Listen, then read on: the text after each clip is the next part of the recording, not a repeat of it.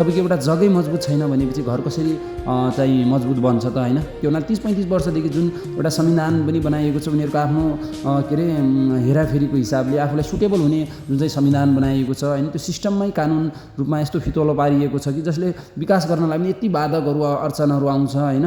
त्यही हुन त्यही सिस्टमलाई एउटा सुधार्नको लागि यो विधेयकहरू आएको हो। यो जनता र हितको देशको लागि विधेयक छ भनेपछि, एउटा देश र जनताको लागि हितको छ भनेपछि त्यसलाई जुन अध्यादेश लिएर आएर काम पास गर्दा पनि केही फरक पर्दैन साथीहरू। त्यो हुनाले एउटा राम्रो मान्छे जुनै पनि राम्रो हिसाबले आएको छ भने चाहिँ हामीले सपोर्ट गर्नुपर्छ। देश र जनताको लागि भलो हुने कामहरू छ भने चाहिँ हामीले त्यसलाई सपोर्ट गर्ने हो होइन, ताकि हामीले विरोध गर्ने होइन।